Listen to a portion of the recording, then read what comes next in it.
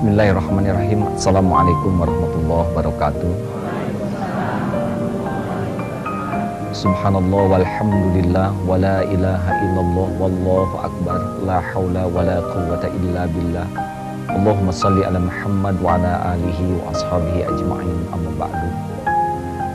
Tiada Tuhan selain Allah, penggenggam dunia berikut isinya, pencipta penguasa semesta yang maha gagah dan maha agung. Semoga Allah yang maha gagah, maha sempurna mengecilkan dunia di hati kita, sehingga keterpesonaan kita terhadap dunia benar-benar tidak akan melampaui sebatas yang diperkenankan oleh Allah. Namun menggenggamkan dunia ini dalam genggaman kita, diberi kesempatan berkarya, berbuat, diberi kesempatan hidup sejahtera dan mensejahterakan, namun tidak pernah tercuri hati ini oleh cinta terhadap dunia. Para pemirsa yang budiman, sudah 5 episode kita jalani bersama tentang kajian bertukar pengalaman dan pikiran tentang manajemen qalbu. Begitu banyak pertanyaan yang menanyakan apa kunci yang menyebabkan orang bisa busuk hati. Di antara penyebab orang cepat sekali berhati gelisah dan kotor adalah ketika dia sudah mulai begitu terpesona dan cinta terhadap dunia ini. Dunia berikut isinya tidak dibuat senyawa dengan batin kita. Senyawanya hanya dengan kebutuhan lahir. Lapar, makanan dicukupi oleh dunia. Sakit, obat-obatan dicukupi oleh dunia.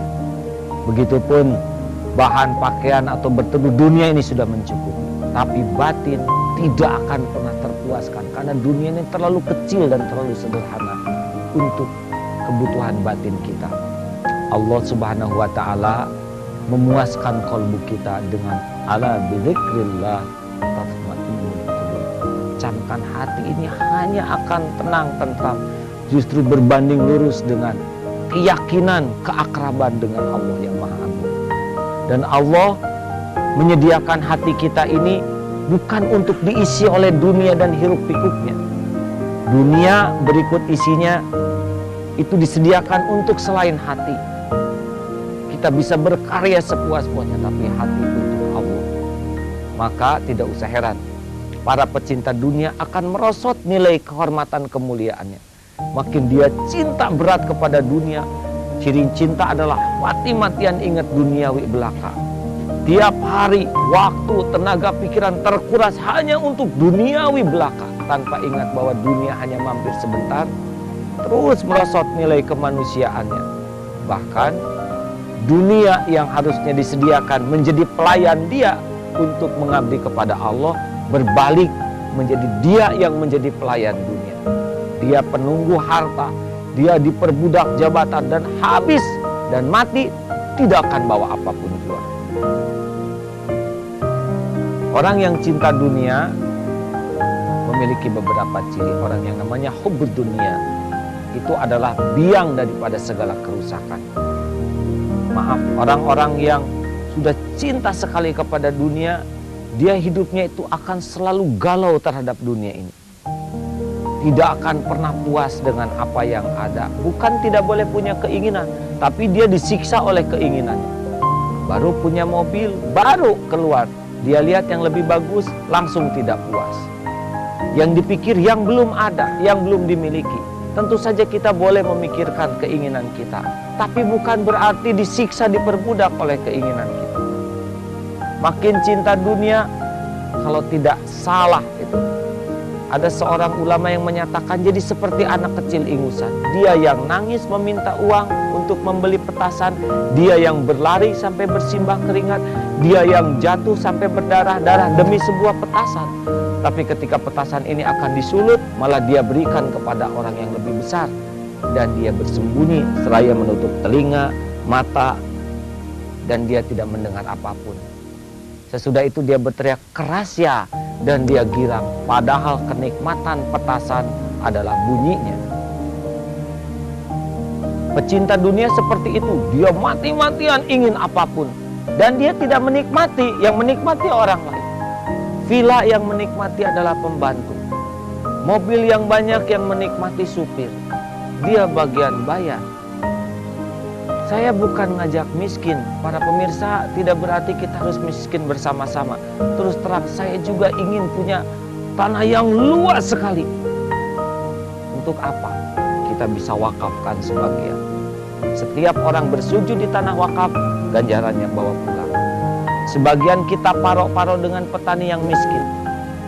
Setiap yang bekerja di tanah kita, kita suruh ibadah dengan baik. Gara-gara dia kerja di tempat kita, keluarganya menjadi ahli ibadah. Terus terang, saya pengen punya rumah yang banyak. Kalau bisa ratusan rumah ini dibagikan kepada ibu-ibu. Ya, nanti saya melamun lagi insya Allah ya, yang lebih banyak. Oh iya, satu rumah pakai anak yatim, satu rumah menampung hafiz Quran. Subhanallah, kita tetap di pojok kamar, tidak apa-apa. Kita tidak usah tiap rumah setiap jam pindah-pindah kamar, tidak perlu. Tidak apa-apa. Kita bangun rumah yang bagus, orang lain yang menikmati. Tidak apa-apa. Kalau kita ikhlas, tujuannya benar, ketemu di akhirat. Inilah dunia yang harus kita miliki. Subhanallah, ada seorang yang punya mobil, dia tiap hari kelilingkan mobil itu kalau sedang tidak dipakai. Untuk apa? Untuk mengangkut tetangganya yang belum pernah naik mobil. Karena kenikmatan buat dia bukan dinikmati sendiri, kenikmatannya adalah ketika nikmat yang dititipkannya dinikmati orang lain. Jadi maaf, tidak usah segala dijual, tapi pikirkan bagaimana tetap bernilai manfaat bagi banyak orang sementara kita tidak pakai. Pecinta dunia itu akan takut seperti orang bersandar pada sebuah kursi. Saya mendengar uraian ini dari Pak Palgunadi. Kalau orang bersandar di sebuah kursi, maka dia takut kursinya diambil. Karena kalau diambil jatuh.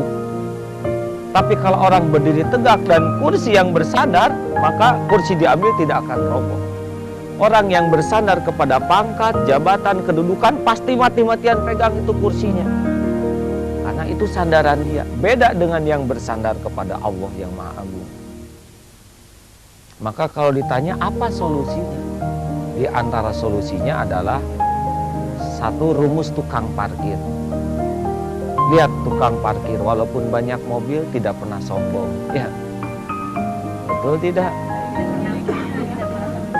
Yang kedua, tukang parkir itu walaupun ganti-ganti mobil tidak jadi takabur. Dan tidak ada perubahan. Mercy diganti Bemo lewat, ya, gak kecewa. Bahkan diambil sampai habis, tukang parkir tidak menderita. Apa sebabnya? Karena merasa titipan. Ya, satu sisi kita harus sadar dunia ini cuma titipan. Mau dibawa kemana? Kita kan cuma begini, maaf. Betul. Sudah. Kalau saya lihat dari depan juga para pemirsa kelihatannya akan meninggal semua ini ya. Betul tidak? Bahkan ada beberapa yang tidak begitu lama lagi kelihatannya. Mungkin itu pemirsa yang di ruang tamu itu ya. Tinggal 50 tahun lagi ya. Atau Bu Ibu tinggal 10 tahunan. Atau saya sepulang dari sini berakhir, kita kan tidak tahu. Dunia di sini saja kita cuma hidup, dah digilir kan cuma ngaku-ngaku saja. Istana negara dari dulu Belanda datang, meninggal. Ganti Jepang, meninggal. Ganti Bung Karno wafat. Ganti Pak Harto, alhamdulillah masih ada. Ya, tapi suatu saat bakal meninggal juga. Ganti Pak Habibie, sekarang masih sehat, suatu saat meninggal. Sekarang ganti Gus Dur, demi Allah istana masih di sana. Tidak kemarin hidup meninggal. Sama rumah kita juga. Jadi jangan terlalu terpesona lah. Semua cuma titipan. Adanya jangan petantang petenteng sombong. Alah enggak. Supir dengan yang punya mobil sama-sama ketitipan. Bedanya yang punya itu bayar STNK. Supir itu dibayar. Yang berbahagialah para pemirsa yang menjadi supir ya. Saya kira itu harus disyukuri. Nah, saudara-saudaraku sekalian, adanya jangan sombong, tidak adanya jangan minder, kurang tuh ya. "Mah, kamu nggak malu punya rumah mungil?" "Kenapa malu, Pak? Mungil milik Allah, istana milik Allah." "Ya, enak rumah mungil, gampang ngepelnya." Betul tidak? Makin mungil makin enteng ngurusnya, Bu. Makin besar makin mahal listriknya, mah. Belum lagi satpam, ya. Belum lagi alarm. Waduh, makin mahal tuh, kalau nggak hati-hati makin nyiksa. Makin luas kekuasaan sebuah negara, makin pusing ngurusnya, ya. Beda pikiran RT dengan pikiran presiden. Ibu, Bapak, maka jangan lihat orang lain, jangan iri. Mengapa? Karena tiap orang dosisnya beda-beda. Seperti maaf, ukuran sepatu kan beda-beda. Kita tidak mungkin iri lihat kaki orang lain. Wah, asik, nomor 43. Kemudian ibu iri kemana-mana pakai selop nomor 43. Kan pasti jadi masalah. Sekeluarga adik kakak berbeda-beda. Betul tidak? Para pemirsa yang budiman, jangan iri kepada orang lain. Dan siap diambil, karena semuanya cuma titipan. Ini gelas bakal pecah, semuanya ada ajalnya, semuanya. Ini pakaian akan usang. Jadi kalau ban meletus, itu sudah jelas rezeki tukang tambal ban. Nggak usah pakai emosi, udah tetap meletus, ya. Wah, sialan ban meletus, jangan sialan. Dari sekian mobil yang lewat, kalau rezeki tukang tambal ban ada di kita, pasti punya kita yang meletus. Nikmati saja, nggak dinikmati juga tetap, aduh sakit harus dioperasi, nikmati. Gara-gara kamu dioperasi, mobil dijual. Mobil justru disiapkan oleh Allah untuk kita dioperasi. Jauh sebelum kita dioperasi, Allah sudah tahu kapan bakal sakit. Berikut biayanya. Maka si bapak yang harus berterima kasih kepada mama, ya. Karena sebelum dipakai oleh operasi mama, si bapak pakai duluan, ya. Tuh kan jadi pusing, ya. Tapi begitulah, rezeki itu sudah ada aturannya. Sebetulnya tidak cukup hanya, maaf ya, tidak cukup hanya merasa memiliki, tapi juga hak mengelola. Nah, kita coba dengar para pendengar, para pemirsa, kita dengar dulu bagaimana mungkin ada di antara jemaah yang hadir ini punya pengalaman tentang pusingnya terhadap dunia atau berkaitan dengan hal itu. Silakan. Iya. Begini ya. Dengan hak mengelola tadi dan kepusingan kita terhadap dunia. Mungkin misalnya kita punya uang lebih yang mana akan kita tabung. Mungkin kita akan ini kan alokasikan ke mungkin anak-anak kita, atau kita nanti sakit seperti asuransi dan lain sebagainya. Itu bagaimana kita memanage kelebihan harta kita ini, tapi juga untuk orang lain. Jadi kita sudah sisihkan nih, asuransi kan jalan terus nih ya. Suatu saat ternyata ada orang lain yang butuh, bagaimana kita nih? Sedangkan contoh dulu sahabat itu benar-benar seperti Abu Bakar, saya pernah mendengar kisahnya. Begitu Rasul ingin langsung semua hartanya. Nah, kita bagaimana nih ya dengan kondisi begitu? Ya, memang tingkat sedekah, tingkat itu berbanding lurus dengan tingkat keimanan. Ya, Abu Bakar As-Siddiq, semoga Allah ridho dan memuliakannya, menafkahkan seluruhnya tidak ditolak. Tapi ada seorang sahabat ditolak, cukup sepertiganya saja. Kualifikasi iman seseorang itu menunjukkan tingkat keyakinan, sedangkan keyakinan kepada Allah menunjukkan zon, sangkaan kepada Allah. Sedangkan Allah Subhanahu wa taala dalam sebuah hadis qudsi menyatakan, ana inna dzanni abdi, aku adalah sesuai dengan zon prasangkaan hambaku. Jadi kalau kita menafkahkan rezeki dengan penuh keyakinan dan perhitungan, maka itu akan kembali kepada kita. Tapi kalau kitanya penuh keraguan, maka lakukanlah apa yang sampai tingkat keyakinan. Ya, yang penting kalau kita nabung jangan menggantungkan di tabungan. Sebab sebanyak apapun tabungan, kalau Allah memberikan ujian, bisa saja lebih dari tabungan. Ya, ibu misalnya punya tabungan berapa kira-kira, Bu? 100 juta? Mau tidak? Mau. Tapi kalau Allah mau ngambil masalah, gampang, kasih aja penyakit seharga 110 juta. Ya, kata tekor, ya. Kita tidak boleh merasa aman dengan tabungan kita. Wa may yatawakkal 'alallah fahuwa hasbuh. Justru ketawakalan kita yang membuat kita dicukupi. Ya, makanya tidak usah ingin jadi orang kaya. Secara pribadi, alhamdulillah saya tidak ingin jadi orang kaya, para pemirsa. Saya tuh ingin pas-pasan, pas butuh ada, begitu ya. Betul tidak? Dan Allah Maha tahu kebutuhan kita. Kita nggak akan terjamin dengan apa yang kita kumpulkan. Mudah bagi Allah mencabik-cabik simpanan kita. Sangat mudah. Waduh, gampang sekali. Maka tetap kita nafkah, kita tabung, kita juga nabung di sisi Allah sebagai penjamin kita. Silakan. Iya. Ya, saya mungkin mau cerita pengalaman saya waktu ketika saya disuruh berhenti kerja. Disuruh berhenti kerja, Iya, ya. karena belum punya keturunan waktu itu. Saya betul-betul rezeki itu tidak bisa dihitung secara matematika ya. Kalau secara matematika saya dan suami saya kerja, gajinya lebih besar daripada suami aja yang kerja, saya tidak bekerja. Tapi setelah berhenti kerja, saya ternyata alhamdulillah malah bahkan banyak sekali kesempatan untuk belajar. Itu menurut saya itu rezeki saya yang tak terhingga. Ya, belajar agama ya, seperti ini, ikut pengajian apa, itu tak terbayar dengan gaji saya yang waktu itu mungkin. Subhanallah ya Bu ya. Memang rezeki itu, maaf ya, tentu saja rezeki itu tidak identik dengan uang. Banyak orang yang gajinya sedikit tapi jarang kena penyakit, jadi tetap aja cukup ya. Jadi maaf ya, buat kita mah bukan masalah banyak atau tidaknya, yang penting barokah atau tidak. Jangan takut tidak punya uang, tapi takutlah tidak punya jujur ketika mencarinya.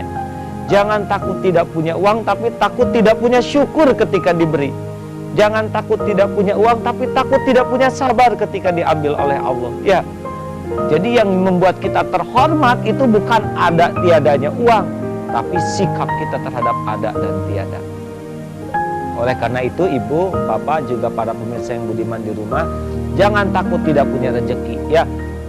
Wa ma min dabatin fil ardi illa 'alallahi rizquha. Tidak ada satupun makhluk yang melata kecuali sudah lengkap dengan rezekinya.